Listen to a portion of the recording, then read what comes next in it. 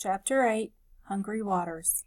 That first day in the holiday house, with all its seasons and its spectacles, set the pattern for many that were to follow.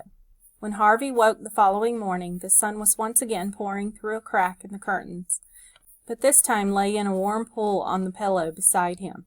He sat up with a shout and a smile, and either one or the other, and sometimes both, remained on his lips for the rest of the day.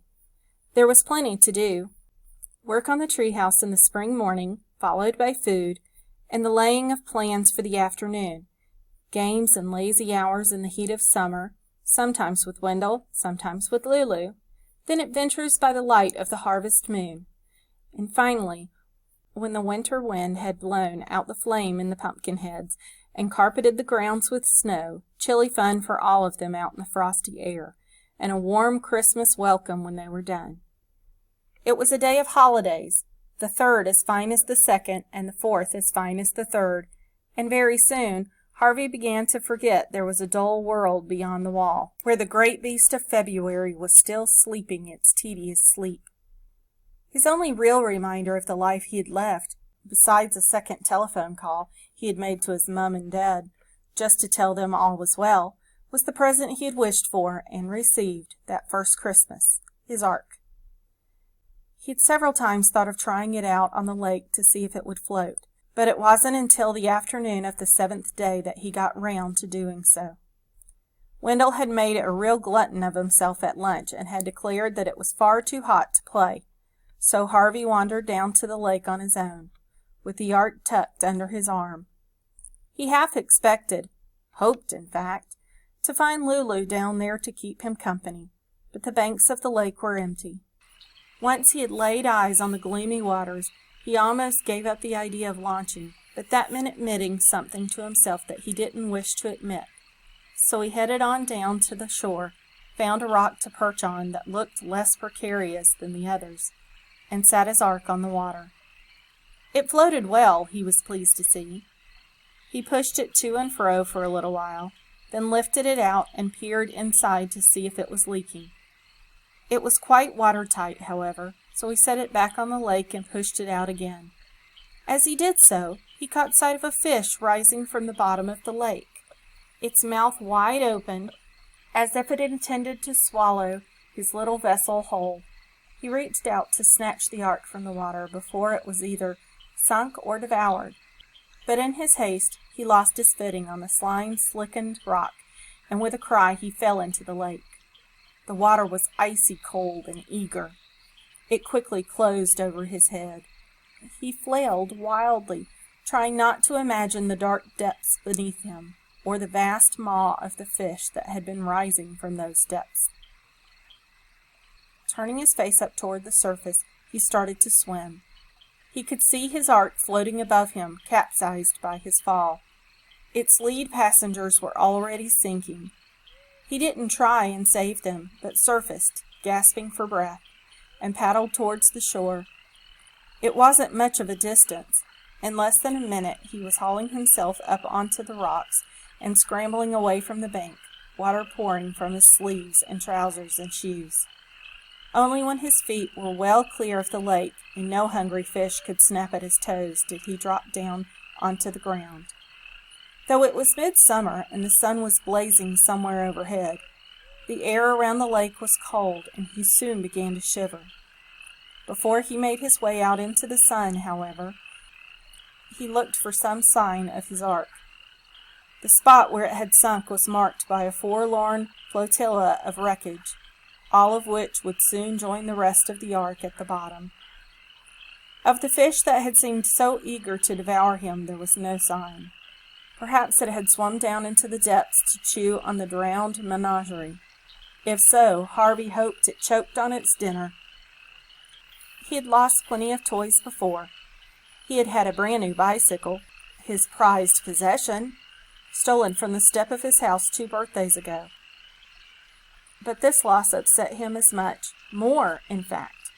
The idea that the lake now had something that he had owned was somehow worse than the thief running off with his bike. A thief was warm flesh and blood. The lake was not. His possessions had gone into a nightmare place, full of monstrous things, and he felt as though a little part of himself had gone with it, down into the dark. He walked away from the lake without looking back, but the breeze that came to warm his face when he broke through the thicket, and the sound of birds that pleased his ear, could not keep from his mind the thought he had tried to ignore when he had gone down to the water. Despite all entertainments that the holiday house supplied so eagerly, it was a haunted place, and however hard he had tried to ignore his doubts and suppress his questions, they could be ignored and suppressed no longer. Whoever, or whatever, that haunter was, Harvey could not be content now until he had seen its face and knew its nature. Chapter 9. What Do You Dream?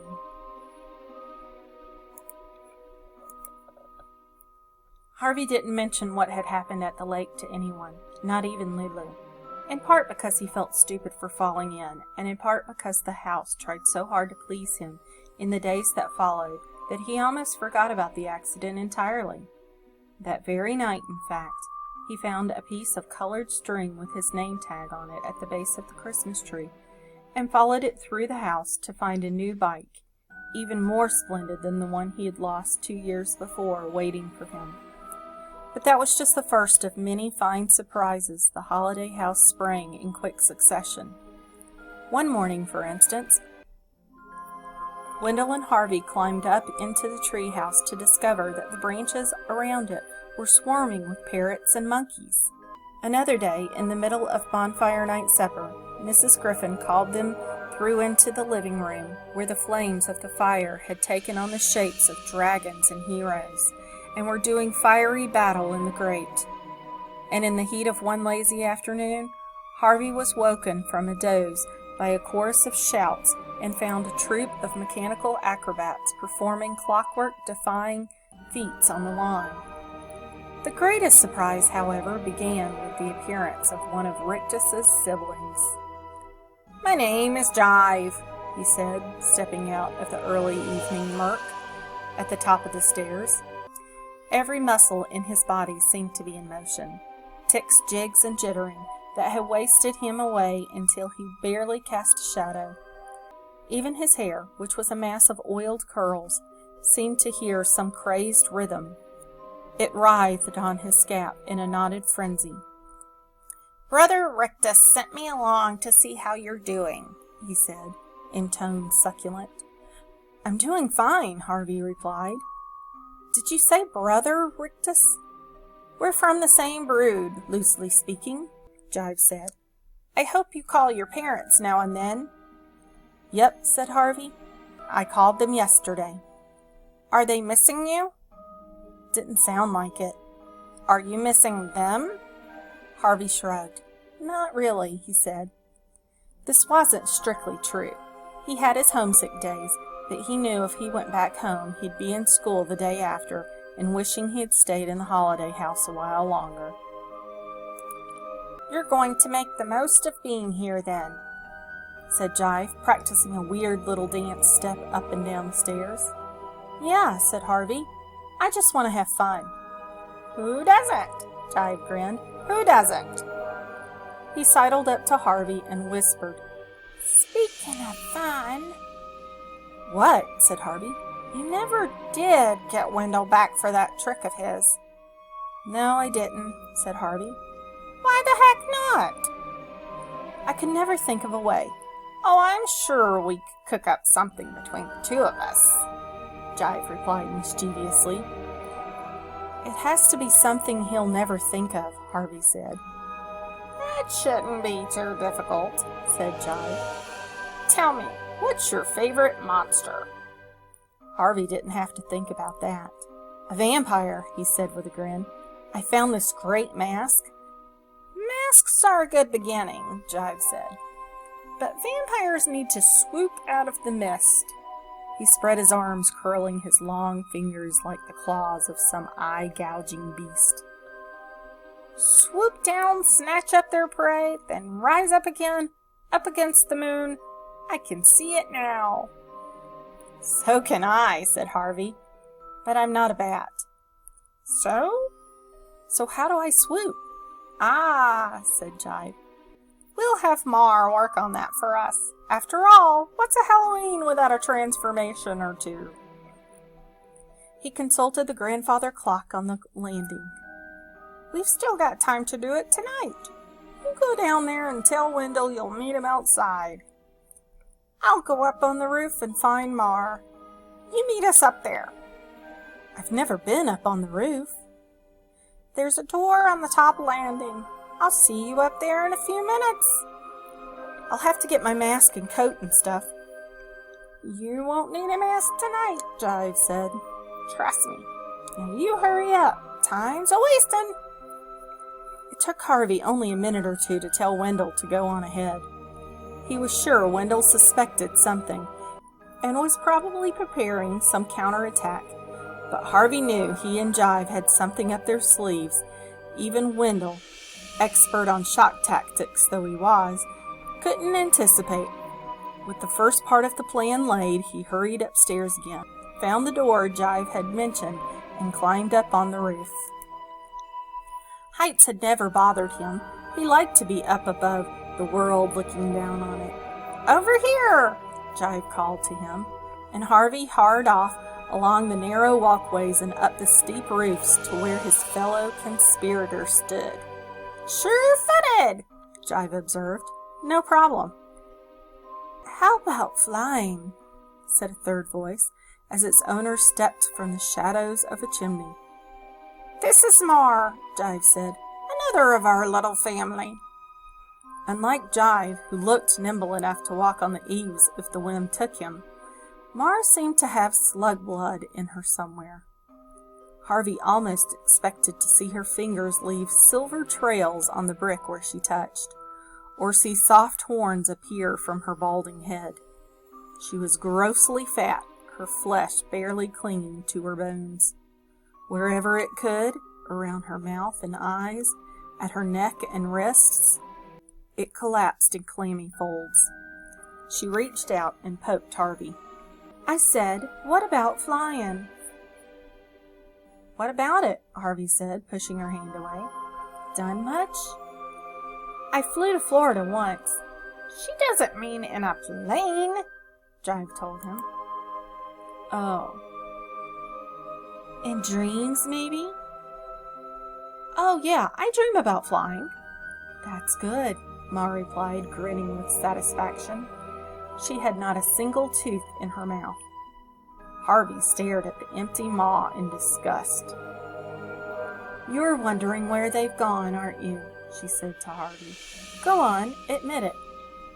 Harvey shrugged. Well, yes, I am. Karna took them, the thieving brute. I had fine teeth, beautiful teeth. Who's Karna? Harvey wanted to know. Never mind, Jive said, hushing Mar before she could reply. Get to it, or he'll miss the moment. Mar muttered something beneath her breath, then said, Come to me, boy, extending her arms in Harvey's direction. Her touch was icy. Feels weird, huh? Said Jive, as Mar's fingers floated over his face, brushing it here and there. Don't worry, she knows what she's doing. And what's that? Changing you. Into what? You tell her, Jive said. It won't last long, so enjoy it. Go on. Tell her about being a vampire. That's what I want Wendell to see, Harvey said. A vampire, Mar said softly, her fingers pressing harder against his skin. Yeah, I want to have fangs like a wolf and a red throat and white skin as if I've been dead for 1,000 years. 2,000, said Jive. 10,000, said Harvey, beginning to enjoy the game. And crazy eyes that can see in the dark and pointy ears like a bat's ears. Wait, Mar said. I've got to get all this right. Her fingers were working hard upon him, as though his flesh was clay and she was molding it. His face was tingling, and he wanted to reach up and touch it, but he was afraid of spoiling her handiwork. And there's got to be fur, Jive observed. Sleek, black fur on his neck. Mar's hands dabbed at his throat, and he felt fur sprouting where she touched him. And the wings, Harvey said. Don't forget the wings. Never, said Jive. Spread your arms, boy, Mar told him. He did so, and she ran her hands along them, smiling now. It's good, she said. It's good. He looked down at himself. To his astonishment, he found his fingers were gnarled and sharp, and leathery flaps were hanging from his arms. The wind gusted against them, threatening to carry him off the roof there and then. You know you're playing a dangerous game, don't you? Mar said as she stood back to admire her handiwork. You'll either break your head or scare the life out of your friend Wendell, or both. He won't fall, woman, Jive said. He's got the knack of this. I can tell just by looking at him. He peered at Harvey with his squinty eyes. Wouldn't be surprised if you weren't a vampire in another life, boy, he said. Vampires don't have other lives, Harvey said, the words more difficult to say with a mouth full of fangs. They live forever. That's right, Jive said, snapping his fingers. So they do. So they do. Well, I'm finished, said Mar. You can get going, boy. The wind came gusting again, and if Jive hadn't been holding on to him as they walked the edge of the roof, Harvey would surely have been carried away. There's your friend, Jive whispered, pointing down into the shadows. Much to his amazement, Harvey found that he could see Wendell quite clearly. Even though it was pitch dark in the thicket, he could hear him too, every little breath, every beat of his heart.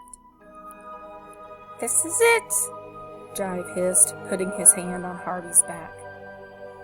What do I do? Harvey said. Do I flap or what? Jump, Jive said. The wind'll take care of the rest. Either the wind or gravity.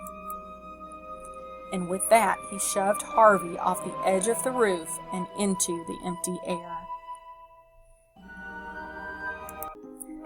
The wind wasn't there to bear him up. He plummeted like a slate tossed from the gables, a cry of sheer terror escaping his throat. He saw Wendell turn, saw a look of mortal fear coming onto his face.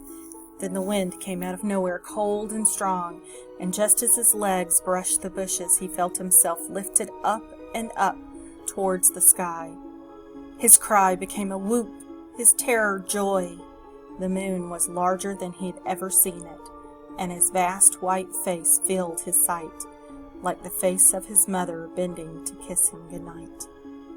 Except that he needed no sleep tonight, no, nor a mother to wish him sweet dreams.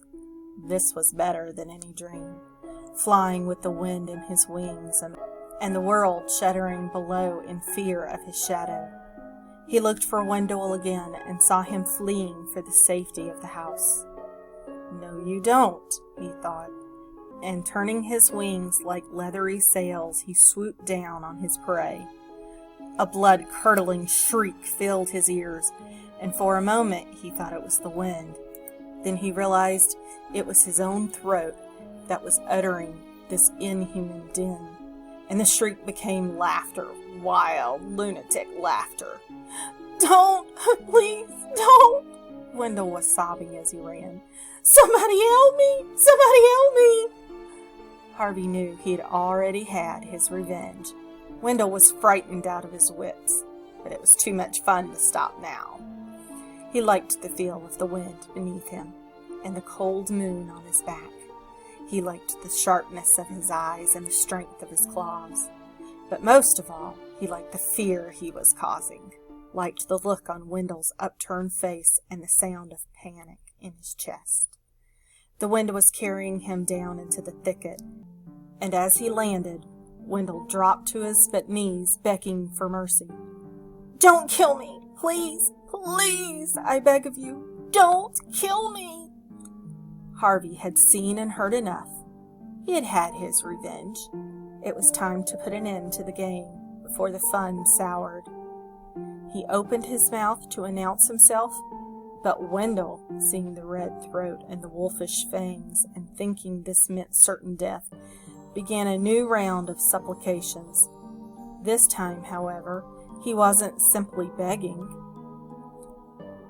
I'm too fat to eat, he said. But there's another kid around here somewhere. Harvey growled at this. There is, Wendell said. I swear, and there's more meat on him than on me. Listen to the child, said a voice in the bushes at Harvey's side. He glanced round. There was Jive, his wiry form barely visible amongst the barbs. He'd see you dead, young Harvey. Wendell heard none of this. He was still advertising the edibility of his friend, hoisting up his shirt and shaking his blubbery belly to prove how unpalatable he was. You don't want me, he sobbed. Take Harvey! Take Harvey! Bite him, said Jive. Go on, drink a little of his blood. Why not? The fat's no good, but the blood's hot. The blood's tasty. He was doing a little dance as he spoke, stamping his feet to the rhythm of his chant. Don't waste the taste. Go eat the meat. And still Wendell whined, all snot and tears. You don't want me. Find Harvey. Find Harvey. And the more he sobbed, the more Jive's chant made sense to Harvey. Who was this ridiculous boy Wendell anyway? He was too eager to serve Harvey up his dinner to be called a friend. He was just a tasty morsel. Any vampire worth his wings would chew off his head as soon as look at him. And yet, what are you waiting for? Jive wanted to know. We've gone to all this trouble to make a monster of you. Yes, but it's a game, Harvey said. A game? Said Jive. No, boy. It's more than that. It's an education. Harvey didn't know what he meant by this, and he wasn't altogether certain he wanted to know. If you don't pounce soon, Jive hissed, you're going to lose him. It was true. Wendell's tears were clearing, and he was staring at his attacker with a puzzled look.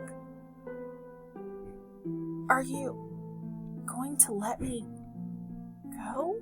He murmured. Harvey felt Jive's hand on his back. Do it, Jive said. Harvey looked at Wendell's tear-stained face and trembling hands. If the situation had been reversed, he thought to himself, would I have been much braver? The answer, he knew, was no. It's now or never, said Jive. Then it's never, Harvey said.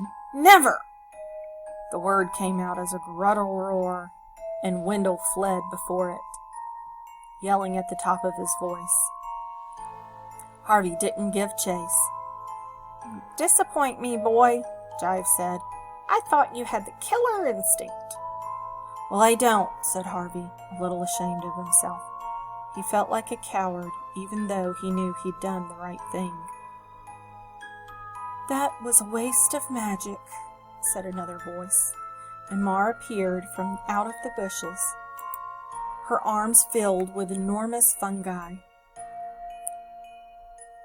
Where'd you find those? Jive said. Usual place, Ma replied. She gave Harvey a contemptuous look. I suppose you'll want your old body back, she said. Yes, please. We should leave him like this, said Jive. He'd get around to sucking blood sooner or later. Nah, said Ma. There's only so much magic to go around. You know that. Why waste it on a miserable little nobody like this? She waved her hand casually in Harvey's direction, and he felt the power that had filled his limbs and transformed his face drain out of him. It was a relief, of course, to feel the magic unmade. But a little part of him mourned the loss, and in a matter of moments he was once again an earthbound boy, wingless and weak.